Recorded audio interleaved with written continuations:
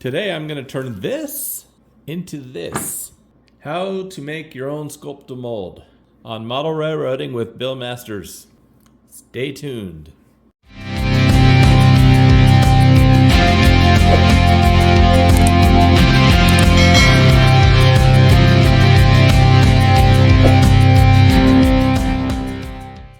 Today I'm making sculpt-a-mold. There are various videos on YouTube on how to do it. They're all pretty good. This is going to be how I do it. Basically, I am taking little scraps, any kind of scraps of paper, anywhere from shredded paper to toilet paper, napkins, lots of cardboard. That's my most abundant resources. I think that's probably going to be the same for all model railroaders. We all have packages arriving every day. Now, if you use cardboard, be careful for the packaging tape. That tape has string in it, and it's just a pain to rip off. So you're just going to want to cut around that and not include any of the tape with string on it. And I even have some dryer lint in there. There's not much, but it's just a little bit of filler. I've been filling that up for about an hour. Other items that I'm going to need is a blender and a food dehydrator. Another thing I'm gonna need is the plaster of Paris, just regular home improvement store grade plaster of Paris. I ordered some DAP. And it has not arrived yet, so I don't have it in this picture. By the time I'm ready to use it, I'll have it. For now, I am just chopping up little bits of cardboard and trying to fill up this bin. Well, this is about all my hands can handle. I'm a little bit tired of cutting. So now I'm just gonna mix it up a little bit, get a nice variety. When I put this into the blender, it's not gonna be able to blend it dry. I'm gonna have to add water. That's what the dehydrator's for, to dry it out afterward. I am ready for that step. I'm gonna start feeding a little bit at a time. I'll just do as much as I can fit in the dehydrator. The dehydrator has 4 trays on it. Won't be able to do too much at a time.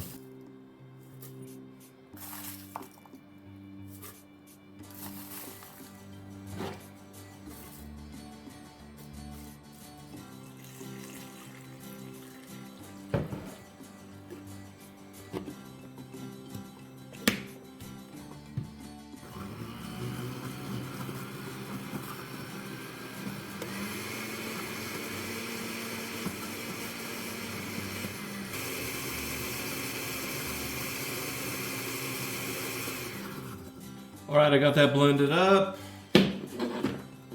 So now, pour it into the strainer.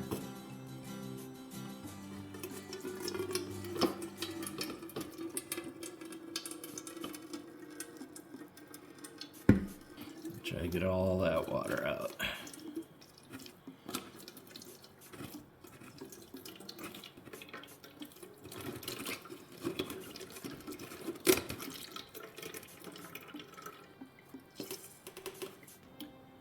And there's the fibers that you end up with. Now we'll take a tray from our dehydrator and start spreading the pieces out in a thin layer. I'll fill all 4 of these trays up, and then I'll turn on the dehydrator and let it dry. One thing I did not mention is that the time that I put on the blender, it's kind of coming out to be about 60 seconds seems to be enough.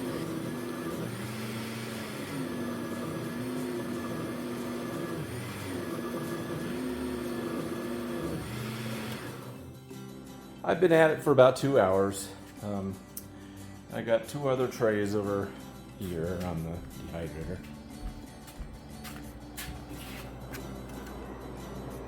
It's drying. It'll take a while to dry. I prepared about as much as I'm going to prepare. All of it that I have made up is on the dehydrator now. I'm going to let that dry for a while. I have rotated the trays too. You can see that it's a little bit lighter. Obviously that is really packed, so air is not going to be able to move around freely in there. And the bottom layer gets the best heat. I've got it on 150 degrees and it will go up to 180. So I'll do that. I'll bump it up 20 degrees.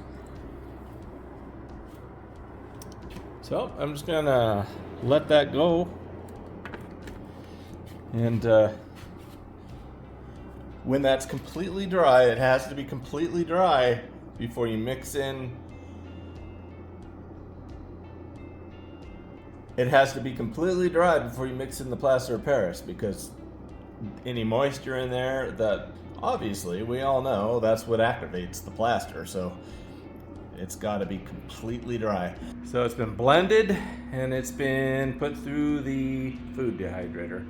That took about 8 hours. I suppose if it were summer, I could put it under the sun. It'd still take about 8 hours. Some people put it in the oven. I'm not gonna do that. When I shot this video, my intent was to do a comparison between the coffee grinder and the blender to see which one worked better. And the clear winner was the coffee grinder. The blender just did not get a fine fluff as much as the coffee grinder did. So rather than show that whole series of events, I'm just gonna jump right to the coffee grinder. Trust me, it's better. Now we don't want to put too much in the coffee grinder. We don't want to overfill it. It will just grind up the bottom, and the top it won't be able to get to. So that should be about enough.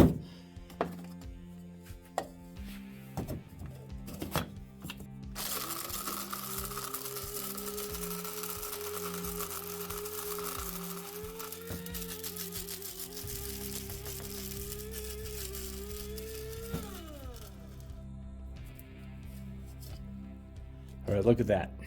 Look at that nice fluff.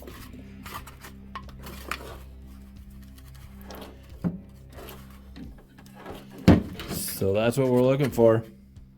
I've gotten about a half a box filled up. About there. Used about half, little over half of the paper and cardboard mix. So it's most likely going to get very close to filling up that box. And now, of course, that's just fluff. And I don't know what the volume of it's going to look like after I add the plaster of Paris. I'm going to give the coffee grinder a break a little bit. It's getting really hot, so I'll move on to the next step. All right, I've got these all measured out for demonstration purposes. I'm going to do a 3-2-1 mixture. 3 parts of the fluff, 1 part of the plaster of Paris. Here we go. Here's some fluff. 1, 2. And when I put these in there, I did not pack them real tight. There's 3, 2, 1. We'll seal that up and mix it up.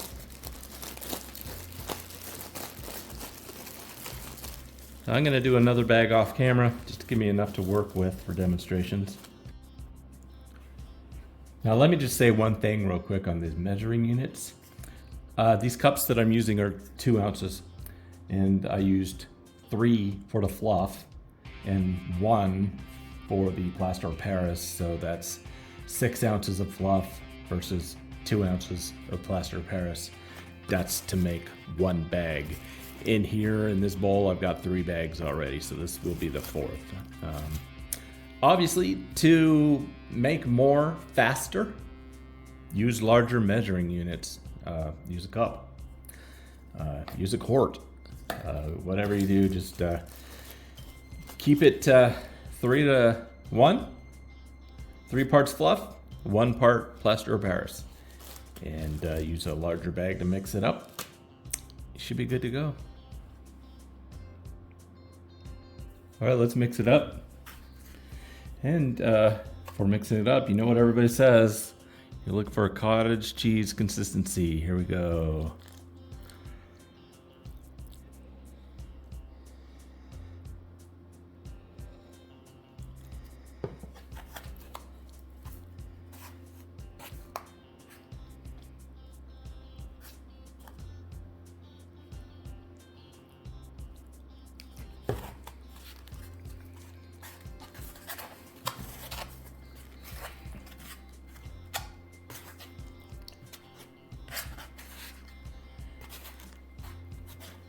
All right, let's roll with it.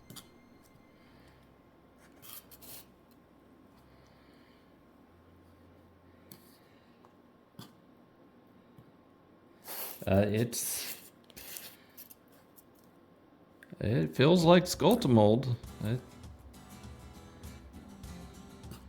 It behaves like sculpt-a-mold for the way I use it.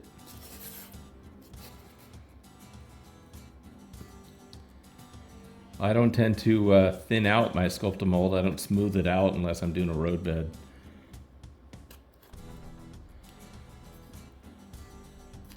I like it to be a little chunkier. Other YouTube videos that I've watched where they're making sculpt-a-mold, they would actually grade it down for that. But that's what I'm looking for. I want that chunkiness.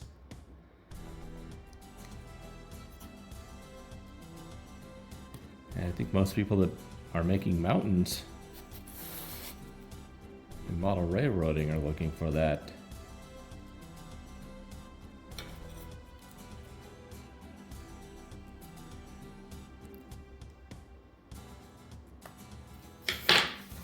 Okay, let's do a little bit by hand.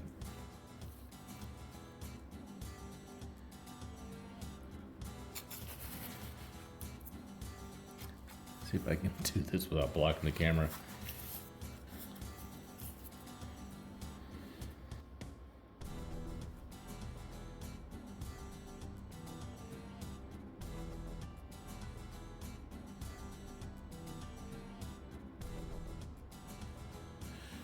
All right, so for terrain, this is some pretty good stuff. A little bit more right here.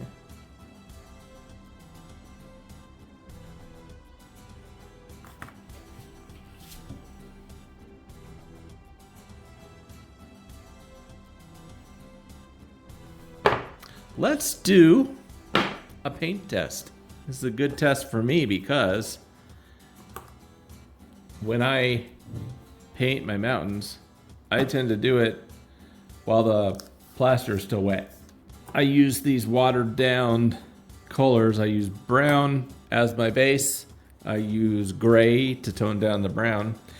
That's the second coat. And the third coat is a darker, dark green. It's basically black and green. So yeah, let's start this test. So it's already a little bit different the way that goes on there. It seems to soak right into the paper. Yeah, that's going to be a problem. See how that made a streak? It just wants to seem to stand out. Yeah, it's harder to paint, that's for sure. It's not impossible. Let's just keep going.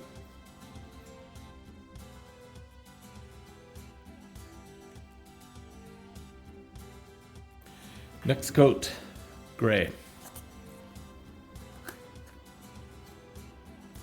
No drying time. Just keep on going.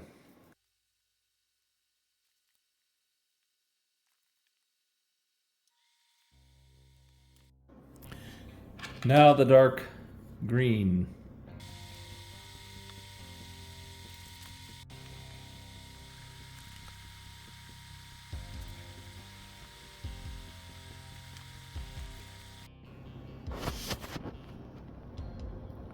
Here's a little side-by-side comparison. In the back, you have what I made with sculpt-a-mold, and in the front is what I made with my own homemade sculpt-a-mold.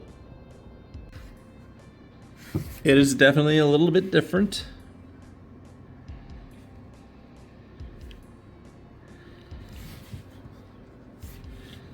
But as far as shaping it goes,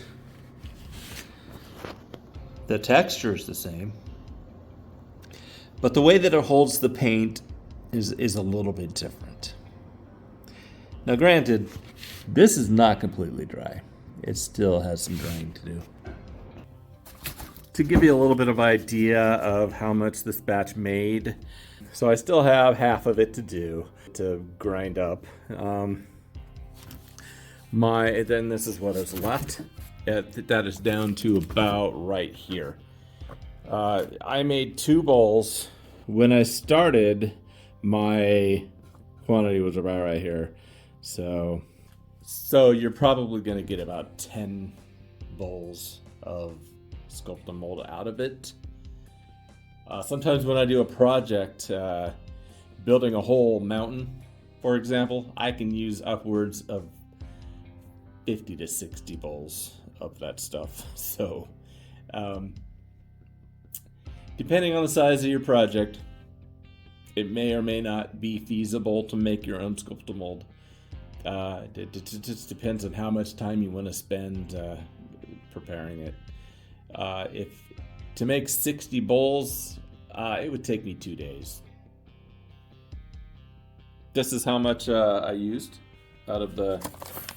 Let's see. That's probably a good cup and a half of plaster out of the 20-pound bag. So here's a good example right here on Amazon. The sculpt-a-mold from Amico, that's the traditional sculpt-a-mold that everybody buys, tends to be around $20 for a 3-pound bag. That's not going to make very much. Over there on the left, a 25-pound bag for $68 now. They've lowered the price. Last time I bought it, it was $87. So that's a tremendous deal. You can not really even make it for $68. That quantity and get that good of a product. That's gonna make roughly 80 bowls, 85 bowls. So, yeah, you have to decide. Is it worth it?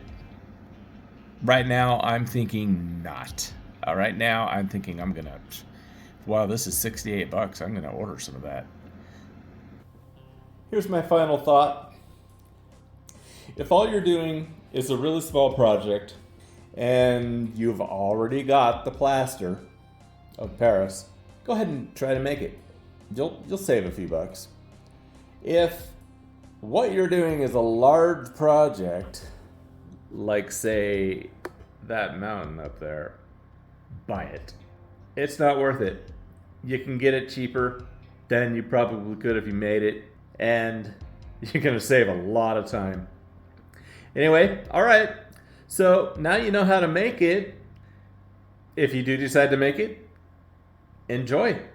All right, I will see you next time. Good night.